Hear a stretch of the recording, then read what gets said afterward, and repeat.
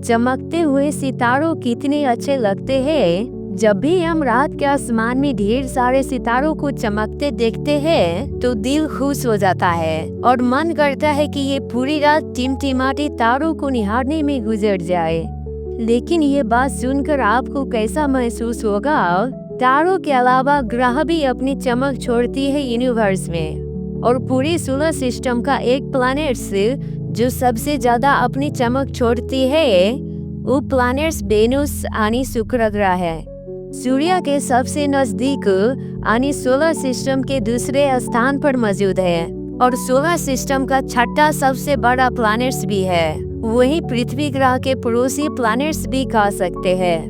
सन 1610 में वैज्ञानिक Galileo Galilei ने इसे पहली बार टेलीस्कोप से देखा था और वहां पर काफी रिसर्च किया उसके बारे में। वेनस जो फर्स्ट प्लैनेट है जो वहां पर स्पेसक्राफ्ट ने एक्सप्लोर किया था पहली बार, और वो नासा के स्पेसक्राफ्ट मरीना 2 थे। शुक्र ग्रह की इतनी चमक है पूरे सोलर सिस्टम में कि सूर्य और चंद्रमा के बाद इसी ग्रह की चमक निखरती है पूरा ब्रह्मांड में। वेनस से सूर्य का डिस्टेंस 108 मिलियन किलोमीटर है और उस ग्रह पर सूर्य की प्रकाश पहुंचने में 6 मिनट का समय लगता है। वहीं बाहर से सुंदर और चमकदार दिखने वाले ग्रह है, लेकिन अंदर से उबलते हुए आग के ज्वाला भी कह सकते हैं, क्योंकि जहां पर सर्वाइवल की बात करें तो वो अभी फिलहाल बिल्कुल पॉसिबल नहीं है। लेकिन वहां पर सॉलिड सरफेस तो मौजूद है, पर सॉलिड सरफेस के अंदर बहुत सारा ज्वाला भरा पड़ा है और वहां का टेम्परेचर 465 डिग्री सेल्सियस रहता है।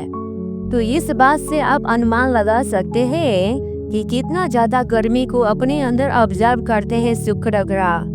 वहीं पर शुक्र ग्रह के चारों ओर घने बादल छाए रहते हैं जो लगभग 45 से 70 किलोमीटर ऊंचाई तक फैली है। ये बादल पानी की नहीं बल्कि सल्फ्यूरिक एसिड के बारिश के बूंदों से बनी होती है। यही कारण से शुक्र ग्रह पर तेजाब की बारिश भी देखने को मिलता है, क्योंकि वहां के बादल में कुछ तत्व मौजूद है जिनके वजह से उतना गर्मी स्थित रहती है वहां पर, जैसे कि कार्बन डाइऑक्साइड, नाइट्रोजन और थोड़ी थोड़ी मात्रा में सल्फर डाइऑक्साइड रहती है।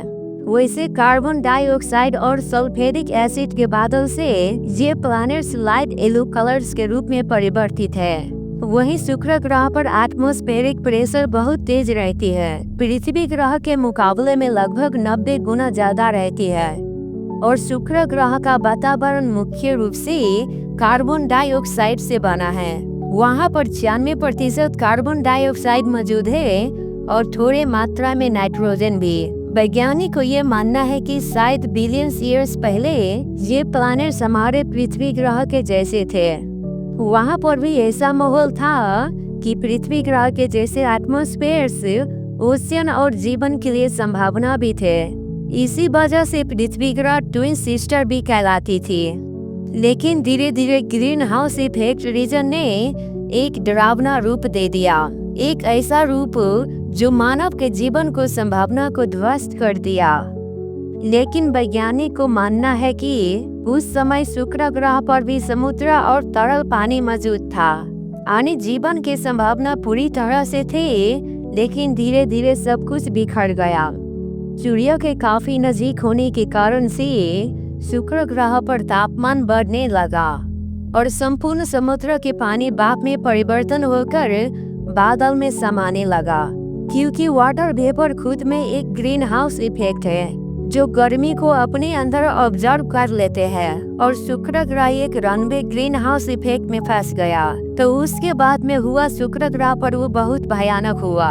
वहाँ का तापमान एक विशाल रूप में परिवर्तन हो गया और पूरे वायुमंडल कार्बन डाइऑक्साइड से भर गया, जबकि शुक्र ग्रह पर शीशा भी आसानी से पिघलाया जा सकता है।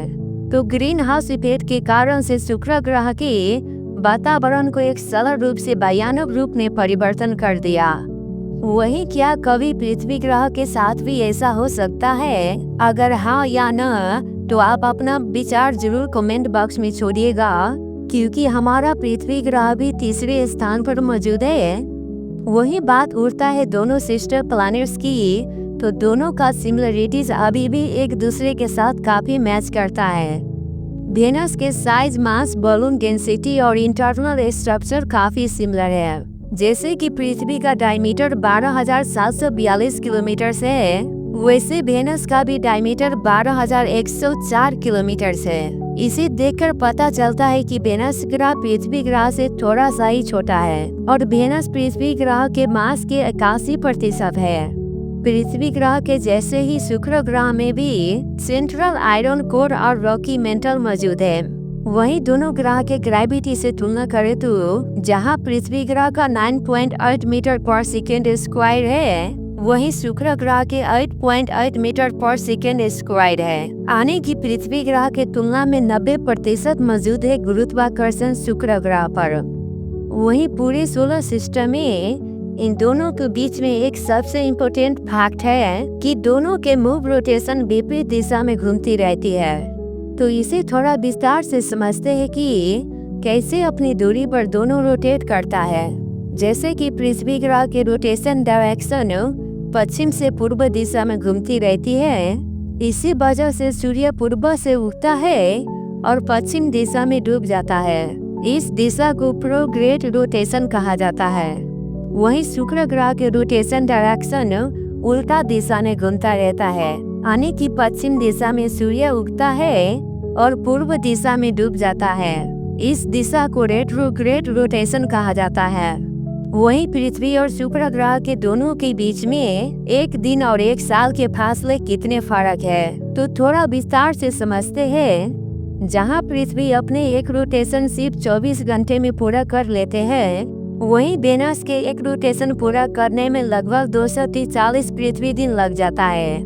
और जहां पृथ्वी ग्रह का एक साल 365 दिन का होता है, वहीं शुक्र ग्रह के एक साल 225 पृथ्वी दिन के होते हैं। आने की इसका मतलब हुआ कि शुक्र ग्रह के सूर्य के रोटेशन से लंबा उसके खुद का रोटेशन होता है। वहीं पृथ्वी ग्रह पर सब दिन सूर्य उदय और सूर्य अस्त होता है, लेकिन शुक्र ग्रह पर एक साल में केवल 2 दिन सूर्य उदय होता है और 2 दिन अस्त। जबकि सूर्य के नजीक में शुक्र ग्रह के रोटेशन बहुत स्पीड रहती है, 1,26,077 किलोमीटर पर आवर्स रहती है। वहीं पृथ्वी ग्रह के सूर्य के रोटेशन स्पीड 1,10,000 किलोमीटर पर आवर्स रहता है, लेकिन शुक्र ग्रह पृथ्वी से सूर्य के रोटेशन थोड़ा जल्दी कर लेते हैं। इसका मेन रीजन ये है कि शुक्र ग्रह के ऑर्बिट रोटेशन पृथ्वी ग्रह से छोटा होता है। अब पृथ्वी और शुक्र ग्रह के दोनों के चंद्रमा के बारे में बात करते हैं। जहां पृथ्वी ग्रह के पास एक चंद्रमा मौजूद है, वहीं शुक्र ग्रह के पास कोई चंद्रमा नहीं है, क्योंकि वैज्ञानिक को ऐसा मानना है कि अगर सपोज चंद्रमा रहा भी होगा शुक्र ग्रह के पास, तो सूर्य अपने तेज ग्रेविटी के कारण से अपनी ओर खींच लिए होंगे। तो इसी कारण से शुक्र ग्रह पर कोई चंद्रमा मौजूद नहीं है।